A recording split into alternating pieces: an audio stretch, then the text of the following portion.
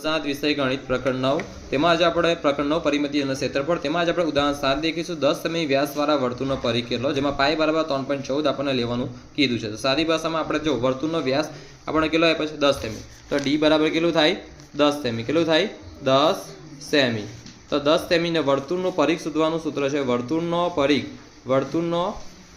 તો વર્તુળનો પરિઘ બરાબર પાઈ d અથવા 2 પાઈ આવે અહીં r નથી એટલે આપણે પાઈ d નું સૂત્ર વાપરીશું પાઈ કેટલું લેવાનું કીધું 3.14 ગુણ્યા ડી કેટલું છે 10 સેન્ટીમીટર તો ધ્યાન નહીં 3.14 છે પોઈન્ટ પછી કેટલી સંખ્યા છે 1 અને 2 તો છેદમાં કેટલા શૂન્ય આવશે 2 શૂન્ય આવશે 314 બેઠા લખો છેદમાં 2 શૂન્ય લખો અને આગળ એકડો લખવાનું ભૂલતા ના ગુણ્યા 10 શૂન્ય ગયું તો ધ્યાન આપો હવે આવું છે 314 છેદમાં 10 તો એક પછી કેટલા શૂન્ય છે એક જ શૂન્ય છે એટલે કેટલા પોઈન્ટ કાપવાનું એક જ અહીં જમણી બાજુથી એક જ સળ ડાબી બાજુ ખસેડવાનું તો 31.4 અને પરિઘ કીધું તો પરિઘનો એકમ આવશે સેન્ટીમીટરનો સેન્ટીમીટર બેઠો લખવાનું સેમીમાં આપ્યું છે એટલે પરિઘ તો સેમી પણ બેઠું લખજો હવે આ થઈ ગયું 31.4 ઉદાહરણ 7 પૂરું થયું 31.4 સેમી જવાબ આવી ગયો છે હવે આપણે કરીશું ઉદાહરણ 8 ને આ બોધપાઠ લખવાનું ભૂલાય નહીં કે આમ 10 સેમી વ્યાસવાળા વર્તુળનો પરિઘ 31.4 સેમી થાય પરીક્ષામાં એ લખશો ને તો સરસ માર્ક્સમાં આવશે બરાબર છે હવે ઉદાહરણ 8 દેખીએ તો કે 14 સેમી ત્રિજ્યાવાળી વર્તુળાકાર તકતીનો પરિઘ કેટલો અને પાઈ બરાબર 22/7 લેવાનું કીધું છે તો ધ્યાન આપો હવે આપણને કીધું 14 સેમી ત્રિજ્યા કેટલી ત્રિજ્યા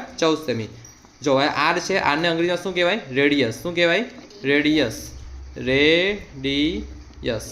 જેને ગુજરાતીમાં કહેવાય ત્રિજ્યા શું કહેવાય ત્રિજ્યા તો અહીં આપણને કેટલી સેમી ત્રિજ્યા આપી છે r બરાબર 14 સેન્ટીમીટર હવે વર્તુળાકાર તકતીનો પરિઘ કેટલો તો આપણને ખબર છે કે વર્તુળાકાર અથવા વર્તુળાકાર તકતીનો પરિઘ સૂત્ર શું છે 2πr હે ને વર્તુળનો પરિઘ 2πr અથવા વર્તુળનો પરિઘ πd બંને સૂત્ર એક જ છે બગા 2πr પાઈ કેટલું લેવાનું કીધું છે 22/7 તો લઈ લેવાનું 2 ગુણ્યા 22/7 r કેટલું આપ્યું છે 1 ચોગડ 14 7 દુ 14 22 દુ 44 44 દુ 88 તો 88 સેન્ટીમીટર કેમનું આવ્યું તો કે ધ્યાન નહીં જો 22 દુ 2 દુ 4 2 દુ 4 હવે 44 ને 2 વૈતા તો 44 ગુણ્યા 2 2 ચોકું 8 2 ચોકું 8 તો 88 સેન્ટીમીટર ઉદાહરણ 9 એક વર્તુળાકાર નળીની ત્રિજ્યા 10 સેમી છે એટલે આપણે r બરાબર કેટલા લખવાના 10 સેમી અંગ્રેજીમાં લખું છું તેની આસપાસ એક વાળ વિતાડવા માટે કેટલી લંબાઈની પટ્ટી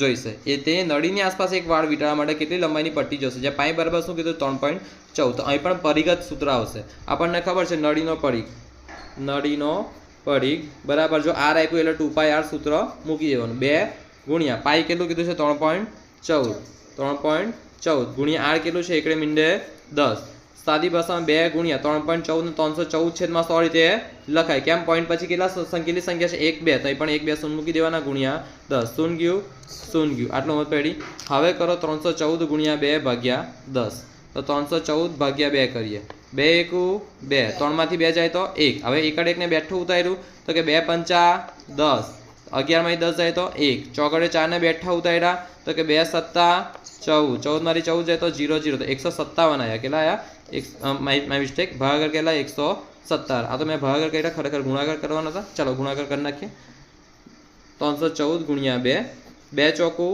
8 2 એકુ 2 42 6 તો કે 628 ભાગ્યા 10 આ ભાગાકાર નતા કરવાના મેં ગુણાકાર કરવાના હતા ધ્યાન આપો તો 2 ચોકું 8 2 એકુ 2 42 6 હવે 628 ભાગ્યા આપણે 10 કરીએ તો 10 છે અહીં કેટલું શૂન્ય છે એક જ શૂન્ય છે તો કેટલા પોઈન્ટ કાપવાનું એક જ પોઈન્ટ કાપવાનું તો 62.8 સેમી 62.8 સેમી ઓકે આટલો મત પડી છે ને 62.8 સેમી અહીં જવાબ આવે છે ઉદાહરણ 12 30 સેન્ટીમીટર ત્રિજ્યાવાળા વર્તુળનું ક્ષેત્રફળ શોધો અને પાઈ 3.14 કીધું છે તો આપણે r બરાબર કેટલા લખીશું 30 સેમી કેટલા લખીશું 30 સેમી આ વર્તુળના ક્ષેત્રફળનું સૂત્ર આવડવું જોઈએ વર્તુળનું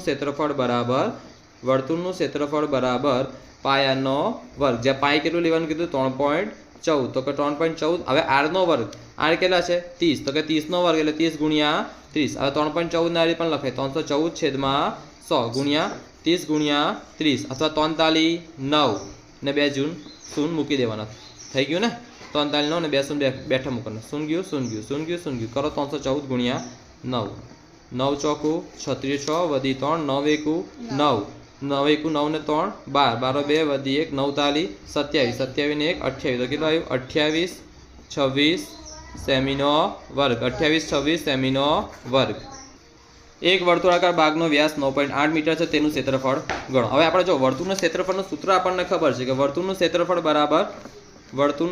બરાબર સૂત્ર શું છે? Pi R square. હવે આપણને ભાગનો વ્યાસ, તો વ્યાસને અંગ્રેજીમાં શું કહેવાય ખબર છે? ડાયામીટર. શું કહેવાય? ડાયામીટર. ડાયામીટર નહીં, ડાયામીટર. તો સિમ્પલી વ્યાસને શું કહેવાય? વ્યાસનું શોર્ટ ફોર્મ કરવાનું ડી. શું કરવાનું? ડી. તો ડી બરાબર તમને કેટલું આપ્યું છે? 9.8 મીટર. કેટલું આપ્યું છે? 9.8 મીટર. તો 9.8 મીટર છે ને, તો 9.8 મીટરની આપણે વાત કરીએ તો ત્રિજ્યા એની અડધી થાય. ત્રિજ્યા શું થાય? અડધી થાય. સિમ્પલી બકા આવું હોય. એક ડી બરાબર શું બને? 2r બને. શું બને? 2r બને છે ને. તો અહીં આવું થયું. અહીં અલગથી લખું છું.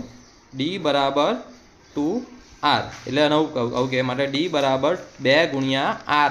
r એટલે ત્રિજ્યા, રેડિયસ. બરાબર છે. તો અહીં r સાથે 2 નો સંબંધ ગુણાકાર, તો પેલી બાજુ શામાં થાય?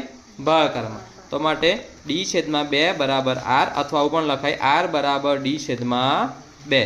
આટલું મત પડી r બરાબર ડી છેદમાં 2. તો સિમ્પલ છે. આપણને 9.8 છે, તો આપણે r જોતું હોય તો r બરાબર ડી છેદમાં 2. તો 9.8 છેદમાં 2. r કેટલું આવ્યું? 9.8 છેદમાં 2. આટલું આવડું. હવે આગળ વધીએ. જો પાઈ બરાબર કંઈ કીધું છે આપણને, કેટલા લો? ના, પાઈ બરાબર કંઈ કીધું નથી, તો 22/7 લેવાનું. કેટલું લેવાનું? 22/7 લેવાનું. 3.14 લો તો કોઈ પણ 22/7 લેશું તો 22/7. હવે r નો વર્ગ, તો 9.8/2 નો વર્ગ ને, ગુણ્યા 9.8/2 ગુણ્યા 9.8/2. આટલો મત પડી અહીં લગીને, પાક્કો મત પડી. હવે આગળ વધીશું. જો 9.8/2 9.8/2 22/7 બેઠું લખો. હવે 9.8 છે તો 9.8 ને આવી રીતના લખાય ને. પોઈન્ટ પછી કેટલી સંખ્યા છે? 1. તો 1 શું ને આગળ 198 બેઠા લખવા. તો કે 98/10, અને 10 સાથે 2 નો સંબંધ થશે ગુણાકારમાં. અહીં પણ 98/10, 10 સાથે આ 2 નો સંબંધ થશે ગુણાકારમાં. જે ઉડતું હોય તે ઉડાવી દેવાનું, ના ઉડતું હોય તેને નહીં ઉડાવવાનું. બરાબર છે. આપણને ખબર છે 2 છે અહીં ને, અહીં 11 દુ 22 થાય છે, તો આ 2 જશે, આ 2 જશે. આટલું મત પડી. હવે 98 7 વડે ભગાય તો આપણે ભાગવાનું ટ્રાય કરીએ. 98/7, 7 1 7, 7 1 7. 9 માંથી 7 જાય તો 2 ને 8 અને 8 ને અહીં ઉતાર્યો. 7 7 7 ચોકું 28. 14 7 98 થાય. શૂન્ય ગયું. તો અહીં પણ કરી નાખવાનું. 14 7 98. આ 7 ગયા, આ 7 ગયા. મત પડી. આટલું છે ને, કંઈ પ્રોબ્લેમ છે? નથી. તો આગળ વધીશું હજુ. જો હવે ધ્યાન નહીં, જે છેદમાં હોય ને તે લખવાનું ભૂલાય નહીં. હવે 98 છે તો 98 ભાગ્યા અહીં કેટલા વધ્યા છે? 2 વધ્યા. 10 10 ને પહેલાં છેલ્લા ગણતરી કરીશું. બરાબર. તો 98 ભાગ્યા કેટલા કરીએ? 2 કરીએ. તો 2 ચોકું 8. 9 માંથી 8 જાય તો 1, 8 અને 8 ને બેઠું ઉતાર્યું. 2 9 18. 18 માં 13 0 0. તો અહીંયા આવ્યું 49 દુ 98. આ 2 જશે, આ 2 ગયા અને આ 2 ગયા. તો વધ્યા કેટલા? 11 અહીં ગુણ્યા 14 અહીં ગુણ્યા 49 અહીં. હવે છેદમાં કેટલા વધ્યા? 10 10 વધ્યા. 7 ગયા, 2 ગયા, 2 ગયા. તો વધ્યા કેટલા? 10 ગુણ્યા 10. હવે કરીએ એનો ગુણાકાર અલગથી. 14 ગુણ્યા 11 ગુણ્યા 49. પહેલાં નાનું કરી લે. 14 ગુણ્યા 11. 2 રકમનું શૂન્ય. 1 ચોકું 4, 1 1 1 વત્તા 1 ચોકું 4, 1 1 1 4 વત્તા 0 4, 4 ને 1 5 ને 1 1. તો હવે 154 નો ગુણાકાર કરીએ. કોની સાથે? 154 નો ગુણાકાર કરીએ 49 સાથે, કેમ કે 49 એકલું જ બાકી છે. તો ધ્યાન નહીં. 49 ચોકડો નવડો. 2 રકમનું શૂન્ય. 4 ચોકું 16 6 વધી 1, 4 5 20, 20 ને 1 21 1 વધી 2, 4 1 4, 4 ને 2 6 વત્તા 9 ચોકું 36 6 વધી 3, 9 5 45, 45 ને 3 48, 8 વધી 4, 9 1 9, 9 ને 4 13, 6 8 ને 6 14, 4 વધી 1, 3 ને 1 4 ને 1 5, 6 ને 1 7. તો 75 46 આવ્યું. 75 46. આ 3 3 નો ગુણાકાર કેટલો આવ્યો? 75 46 છેદમાં 10 દાન 100. તો ધ્યાન નહીં, આ બધું અલગ છે બકા. જો 10 દાન 100 છેદમાં કેટલા શૂન્ય છે? 2 શૂન્ય. તો કેટલા પોઈન્ટ જમણી બાજુ ડાબી બાજુ જાય? 1 2 સ્થળ. બરાબર. તો હવે જવાબ આવશે 75.46. હવે જો ક્ષેત્રફળ છે તો એકમ મીટરમાં અહીં આપેલો છે, તો અહીં પણ મીટરનો વર્ગ કરી દેવાનો છે ને. 75.76 મીટરનો વર્ગ. અહીં પાછળ આપણે સેન્ટીમીટર, આપણે કેવું સેમી વર્ગ કર્યું હતું, તો અહીં કરવાનું મીટરનો વર્ગ. તો તમારે આજના દાખલા પૂરા થાય છે ને. આજે જે પણ તમને દાખલા ગણાયા છે, કયા કયા ઉદાહરણ ગણાયું છે?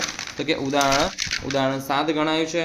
બરાબર. પછી ઉદાહરણ 8 ગણાયું છે, ઉદાહરણ 8 ગણાયું છે, ઉદાહરણ 9 ગણાયું છે, ઉદાહરણ 12 ગણાયું છે, ઉદાહરણ 13 ગણાયું છે. તેનો આવતીકાલે ટેસ્ટ રહેશે છે ને. આ ગણતરી લાંબી છે, બરાબર, મોટી ગણતરી છે તો કરવાનું રહેશે. ક્લાસ પૂરો.